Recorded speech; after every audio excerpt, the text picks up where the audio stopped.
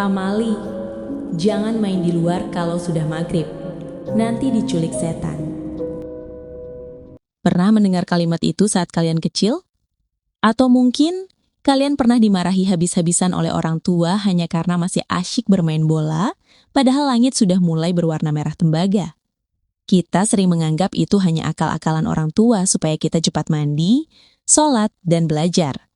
Tapi, pernahkah terpikir oleh kalian, kenapa harus waktu maghrib? Kenapa bukan jam 8 malam atau jam 12 siang? Ada apa sebenarnya di pergantian waktu antara siang dan malam ini? Apakah benar ada makhluk tak kasat mata yang sedang berpesta pora mencari mangsa saat matahari terbenam? Selamat datang di Jurik Story. Di sini, kegelapan punya cerita.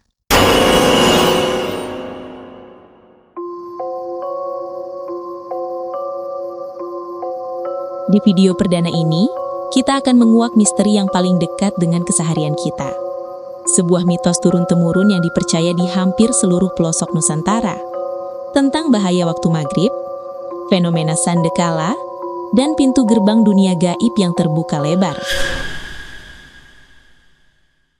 Pastikan pintu kamar kalian sudah terkunci dan matikan lampunya. Kita mulai ceritanya.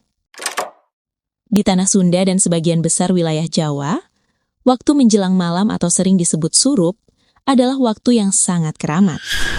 Orang tua zaman dulu menyebut fenomena hilangnya anak-anak di waktu ini sebagai ulah sandekala. Sandekala sering digambarkan sebagai entitas yang muncul saat langit berwarna merah. Mereka tidak sendirian. Di waktu yang sama, urban legend tentang wewe gombel atau kalong wewe juga sering menampakkan diri. Makhluk ini dipercaya suka menculik anak-anak yang masih berkeliaran di luar rumah saat senja, terutama anak-anak yang ditelantarkan atau kurang perhatian dari orang tuanya. Mereka tidak melukai, tapi menyembunyikan. Konon, si anak yang diculik merasa dirinya sedang bermain di tempat yang nyaman dan diberi makan enak. Padahal di dunia nyata, dia sudah hilang berhari-hari.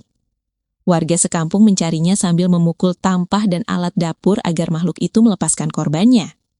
Mengerikannya, seringkali si anak melihat orang-orang yang mencarinya, tapi dia tidak bisa berteriak, dan orang-orang pun tidak bisa melihatnya. Padahal posisinya mungkin hanya berjarak 1 meter di balik pohon pisang atau di atas rumpun bambu yang tinggi. Apakah ini hanya dongeng? Entahlah.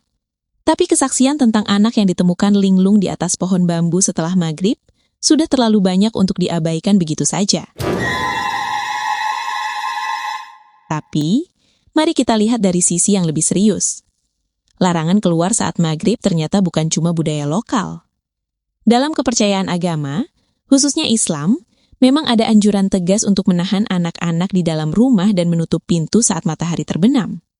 Disebutkan bahwa pada waktu itu, setan-setan sedang bertebaran mencari tempat bernaung. Secara metafisika, maghrib adalah waktu transisi.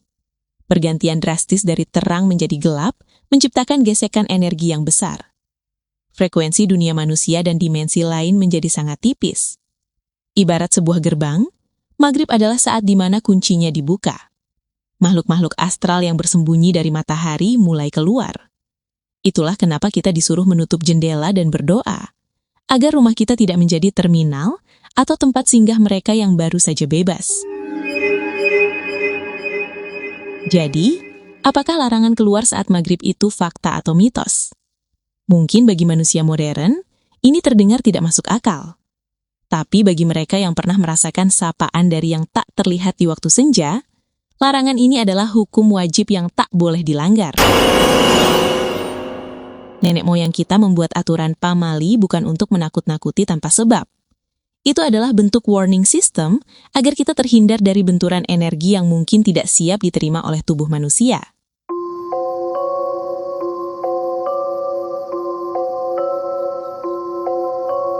Bagaimana dengan kalian? Pernahkah kalian mengalami kejadian ganjil saat maghrib tiba? Atau mungkin di kampung kalian pernah ada kejadian anak hilang disembunyikan wewe gombel? Tulis pengalaman horor kalian di kolom komentar di bawah. Cerita yang paling menarik akan kita bahas di video selanjutnya. Terima kasih sudah menonton video pertama dari Jurik Story. Jika kalian menyukai konten ini, jangan lupa tekan tombol like, share ke teman kalian yang penakut, dan subscribe agar tidak ketinggalan kisah misteri lainnya setiap minggu. Saya, narator Jurik Story, pamit undur diri. Ingat, jangan nonton sendirian.